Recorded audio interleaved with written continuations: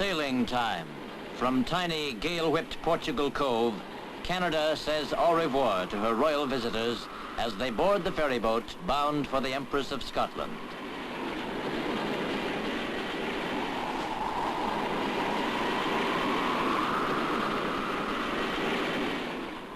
This is the homely end of a triumphal tour.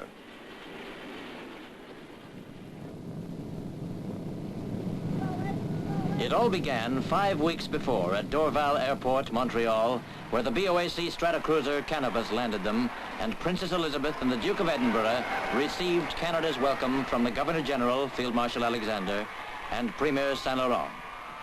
Because their trip had been postponed through the King's illness, the royal couple had flown to make up time instead of going by ship to Quebec. From now on, whenever Princess Elizabeth flew, she was in the care of the Royal Canadian Air Force, who mounted the Guard of Honor for her first royal salute on Canadian soil.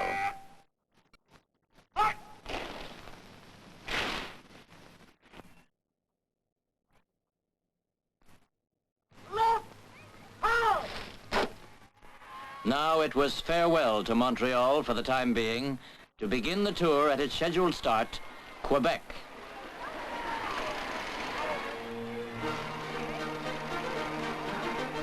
But at the airport siding, a crowd has been standing for hours in a drenching rainstorm waiting for this first close look at the princess and her husband. As they walk toward the 10-coach royal train, the royal couple get their first heartwarming welcome from the Canadian people.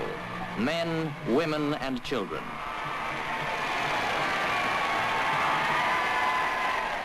And speaking of women, Barbara, suppose you offer the feminine point of view.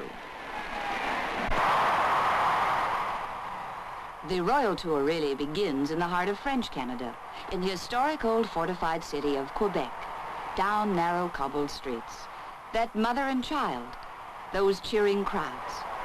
Everybody wished the princess bonne santé, for French is the language of this city. Princess Elizabeth and Prince Philip drove to the Plains of Abraham, hundreds of feet above the river. This is where General Wolfe fought the French General Montcalm to win the city of Quebec and Canada. And here, on this historic battleground, the princess reviews French-Canadian soldiers who distinguished themselves in the last war.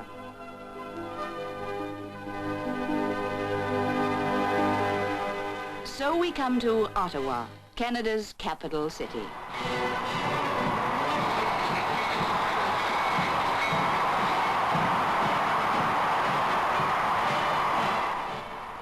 While they were here, the royal couple stayed at Rideau Hall, the home of the Governor-General, Viscount Alexander, who welcomed them.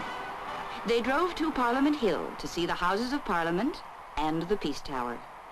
And then, while in Ottawa, on behalf of a group of Canadian club women, Princess Elizabeth presented Queen Mary's carpet to Canada. And I'm sure this must have been a mission dear to the heart of the princess. The carpet had been sold in Canada to raise dollars for Britain. You have asked me to hand into the keeping of the National Gallery the embroidered carpet, which my grandmother, Queen Mary, has made with her own hand, and which is lasting evidence of her unrivaled skill and artistry.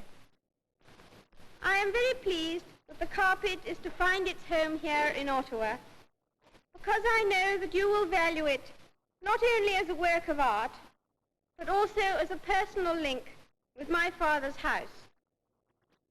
It is therefore with great pleasure, Mr. Massey, that I hand it into your keeping. Toronto now, in a Royal Canadian Air Force plane. Everyone in Canada asked to see the royal couple, and Canadians are spread out over an awful lot of ground.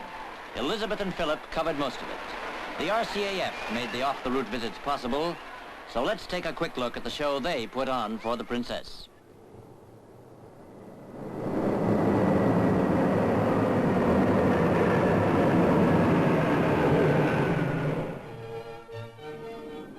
Niagara was a must at the princess's special request. And just for the record, I've never met anyone who was disappointed in his first view of the falls. They do say some couples come back to Niagara for a second honeymoon because they missed the falls the first time.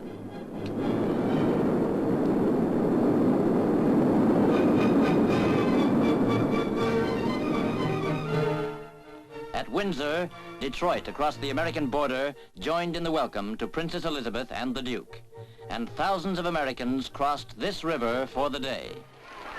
Later, in Windsor's Jackson Park, hundreds of Canadian brownies had their own special close-up.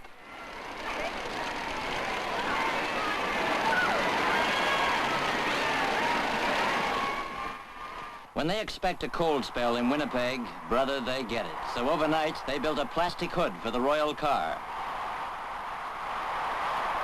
The idea was to let people see if they could get near enough. A stop to visit the Manitoba Legislative Building. In case you don't know, each province is self-governing within the Dominion. That's why there are so many of these big buildings to visit. And if you think you're seeing a lot of Mounties, wait till we get to Regina. It's the headquarters town for the RCMP, who always get their man. But today they've just got horses.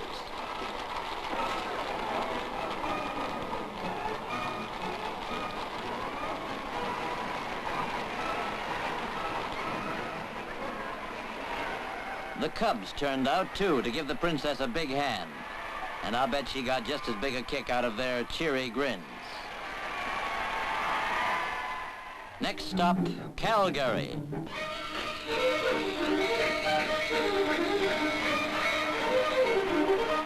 A really warm welcome to take the chill off the weather.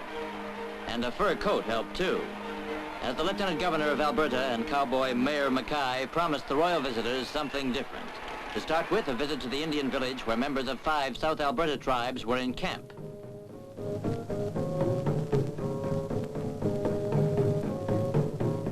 Mrs. Chief Heaviside brought a box of gifts, and Big Chief Heaviside explained they were for the royal children.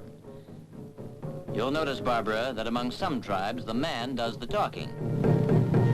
All done very nicely and decorously, and then they went and made a song and dance about it.